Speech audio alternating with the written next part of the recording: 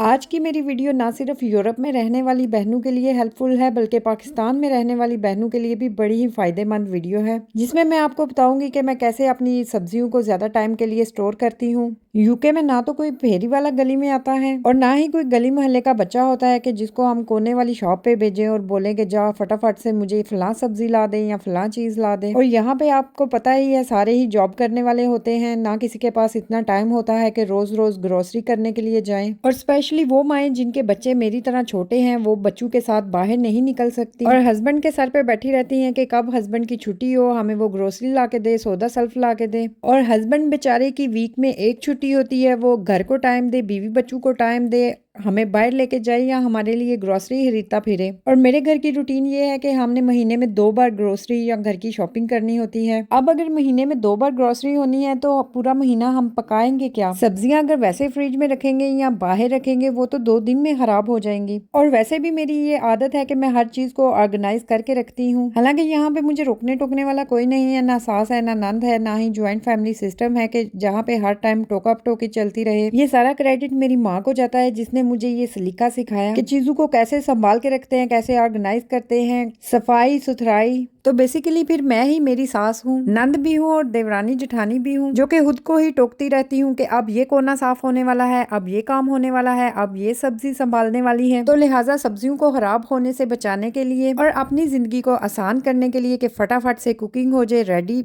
चीजें मिले मुझे, मैं क्या करती हूँ कि सब्जियों की अच्छी तरह से साफ सुथराई करके, इनकी कटिंग करके और जिप लॉक बैग में इनको डाल के तो मैं इनको फ्रीज कर लेती हूँ, जिससे आराम सुकून से मेरा महीना गुजर जाता है। और मेरी कोशिश यही होती है कि महीने के अंदर अंदर मैं इनको यूज कर लूँ, क्योंकि ज्यादा देर तक चीजें अगर फ्रीज हुई पड़ी हो तो वो भी सेहत के लिए अच्छी नहीं होती। और जैसा कि आजकल पाकिस्तान में बहुत ज्यादा गर्मी है और गर्मी में बार बार ग्रोसरी करने के लिए कौन जाए, वैसे भी 2 चीजें लेने जाओ तो 4 बंदा फालतू में उठा लेता है। और सबसे बड़ी बात, एक दिन में 2 दिन में रेट इतने हाई चले जाते हैं कि बंदे की मुश्किलात में इजाफा ही होता जा रहा है, कमी कोई नहीं हो रही।